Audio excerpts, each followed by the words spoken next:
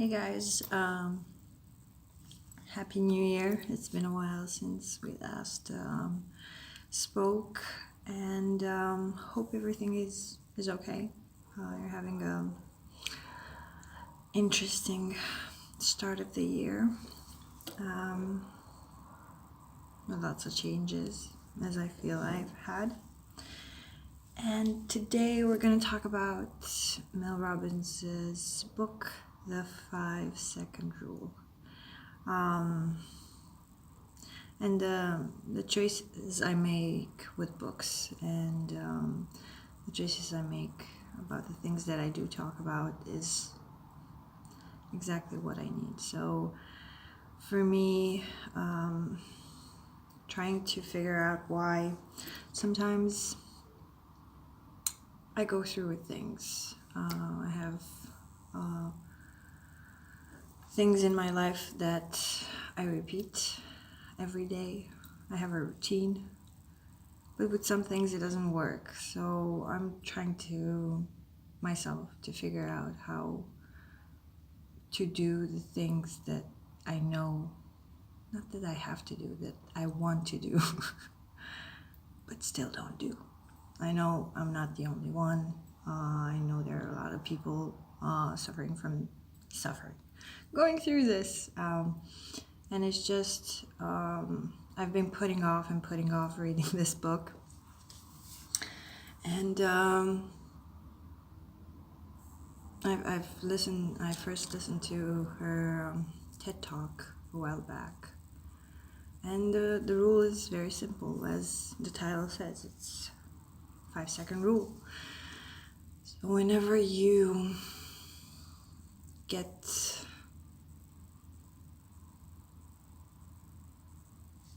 in a place of doubt or fear or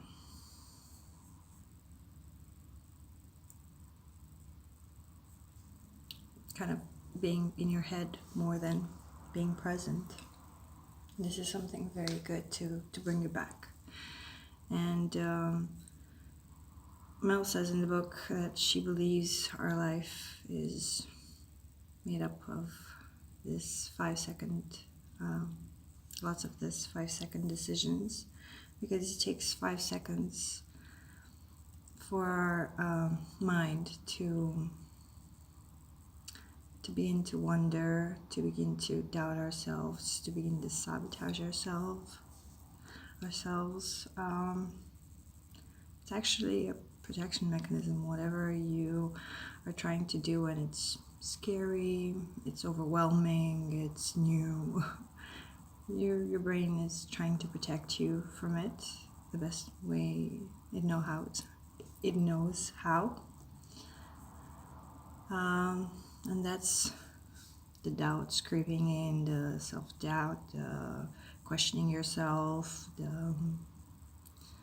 everything. Everyone has different ways, but still it's kind of the same thing, to stop yourself from going through with the thing that you want to do, you dream to do. So counting backwards, 5, 4, 3, 2, 1, it just brings you back to the present and takes you outside of your doubt, and it's just like a starting ritual. I realized I have a lot of starting rituals when I understood what starting rituals are for. Basically, do something before you start something. And this way, you kind of condition yourself to be present and to actually have that little bit of courage when you start something that you know that you want to do, and you've been putting it off for the longest time.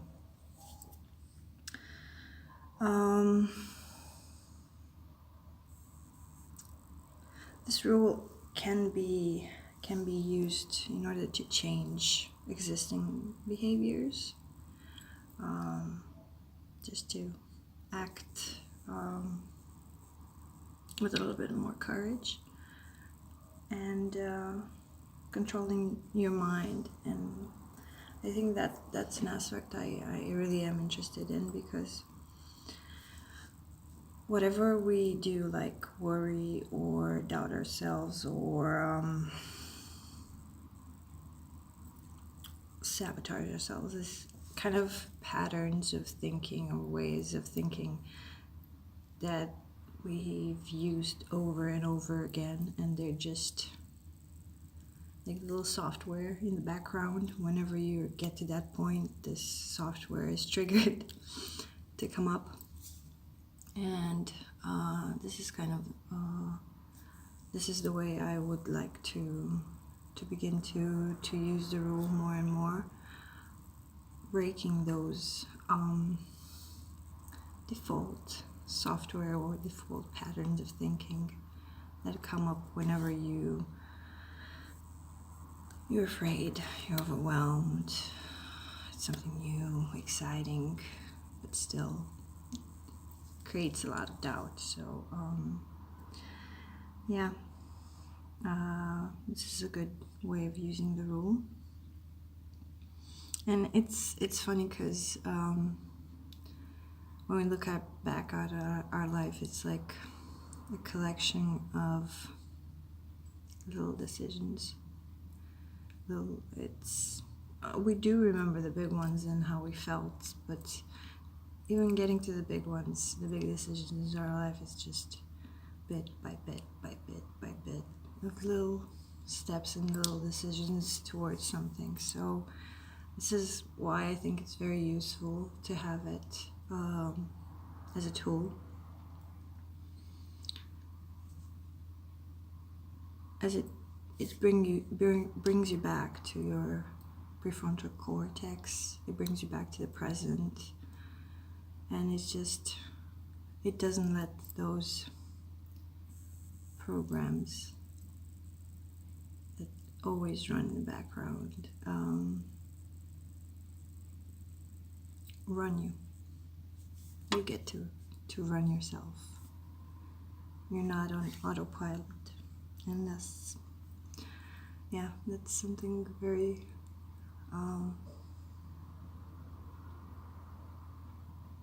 very enjoyable, to be more present.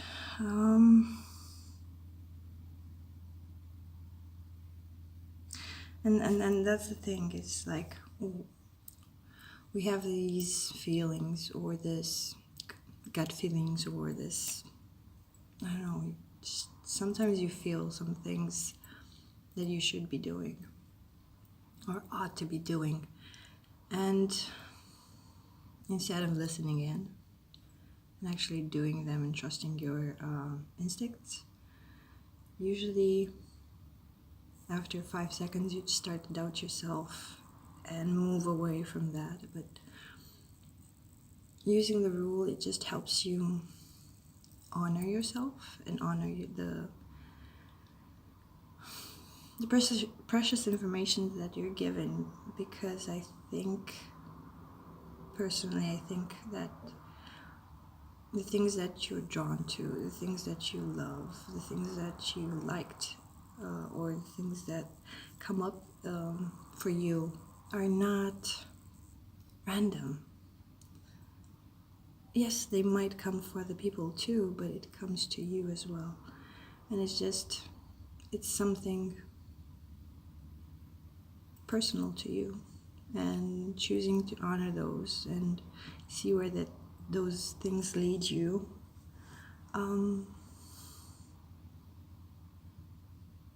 I think it's not necessarily a mission, but that's life. And choosing to honor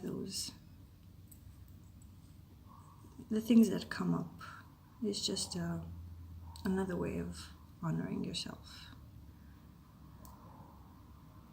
And it's priceless, because we don't do it very often. We move away from that.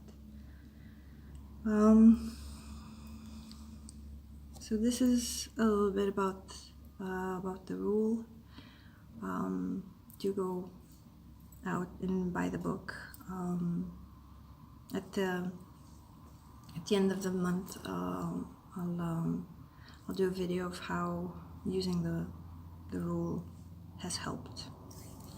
And as I go through the book, I'll do other videos of maybe the science behind the rule, how our brain works and how it interacts with the rule. I find that very interesting. And things explained scientifically or logically to me make more sense.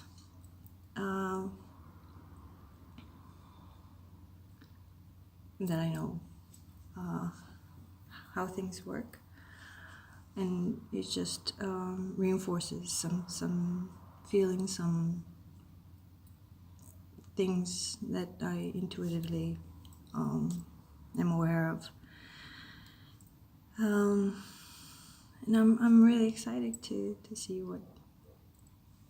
what this year brings. So little by little, take just 5 seconds.